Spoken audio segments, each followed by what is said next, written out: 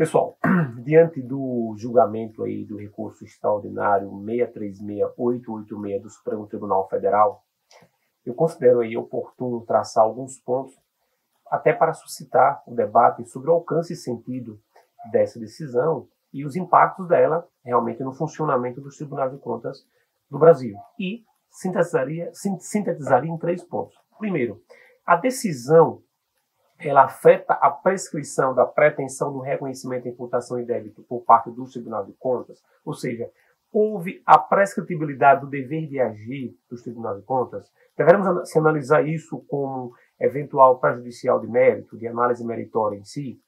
Houve a relativização do dever de respeito ao devido processo legal na esfera de controle externo. Em algum momento disse o Supremo que o Tribunal de Contas, os Tribunais de Contas, eles não analisam nenhuma hipótese, dolo ou culpa. Então, esses são os pontos a partir dos quais a gente vai iniciar esse debate.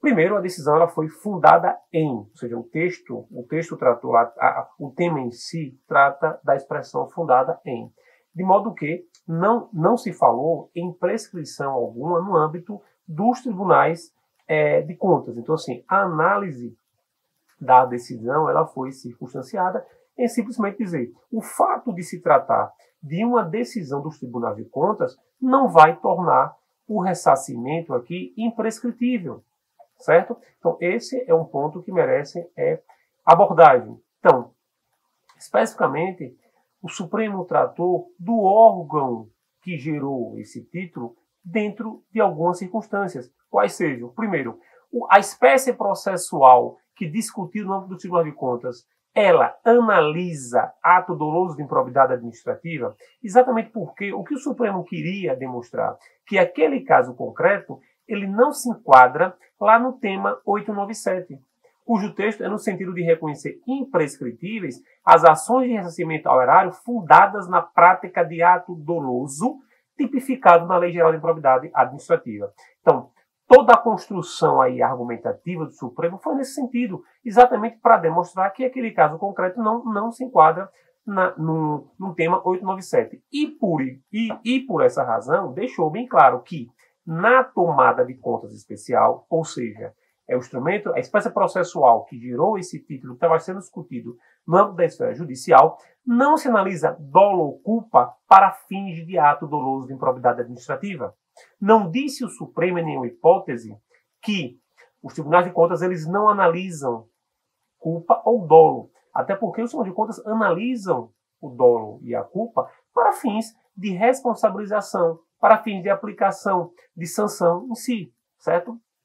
E dentro também dessa tônica, o Supremo não disse que não há ampla defesa e contraditório nos tribunais de contas. Ou seja, disse que não há ampla defesa e contraditório de forma plena, mas dentro da tomada de contas especial. Então, as passagens da decisão, então, há muita coisa que foi dito de forma passageira, em interdicto, e há muita coisa que constitui razão de decidir do Supremo. Então, a gente tem que se ater a essas razões aí decisórias, em si, ou seja, que guardam relação com o próprio dispositivo. Então, o próprio Supremo, ele reconhece lá que as decisões dos tribunais de contas são usadas como base aí para o ajuizamento de ação de improbidade administrativa e oferta esse caminho como via possível para o ressarcimento. De modo que a prescritibilidade para fins de ressarcimento, ela não vai de pronto constituir óbice a que o Tribunal de Contas reconheça a eventual imputação de débito. Exatamente porque esse reconhecimento ele não se presta exclusivamente ao ressarcimento do quanto indenizatório. E eu traria aqui alguns exemplos, ou seja, podemos estar diante de algum caso que não tenha operada a prescrição lá do artigo 23 da Lei de Improbidade Administrativa. E a gente sabe que os tribunais de contas, quando do exercício aí do 71.3 da Constituição, que combate as ocupações irregulares de cargos públicos, ou seja, outorga aos tribunais de contas essa missão, pode, assim, por exemplo, em um processo que sinalize eventual contratação temporária, identificar fraude a concurso público lá previsto no artigo 11, inciso 5 da Lei Geral de Improbidade Administrativa.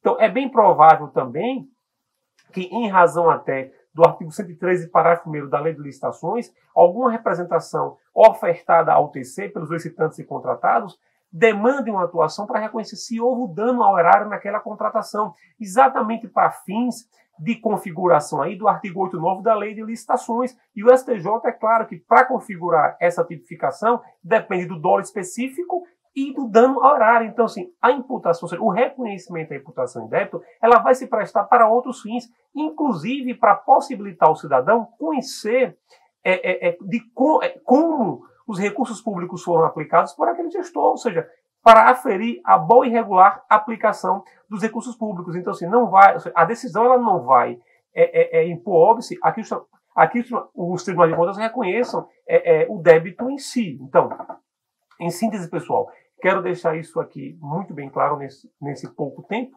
que a decisão do Supremo, pelo menos por hora, numa primeira análise, ela vai ser indutora de mudanças na processualização das competências do Tribunal de Contas, de modo que, daqui para frente, faz-se ainda mais necessário que se observem os direitos e garantias processuais das partes, ou seja, que tenhamos uma ampla defesa em todos os seus aspectos, um contraditório de fato real, entendeu? Então, que se obedeça, que se preserve a segurança jurídica, que disponibilizemos aí sumas de jurisprudência, que disponibilizemos sites próprios, expondo quais os posicionamentos daquele tribunal em relação àquelas temáticas. Então, assim, a decisão, ela veio, a meu sentir, ser indutora de mudanças mais para a melhoria dos tribunais de contas. Ela não relativizou, por exemplo, o devido processo legal. Pelo contrário, ela reforçou a necessidade de os tribunais de contas processualizarem as suas competências, observando realmente o artigo 103 da Constituição Federal. Então, pessoal, quero deixar aqui o meu agradecimento e até o nosso próximo encontro.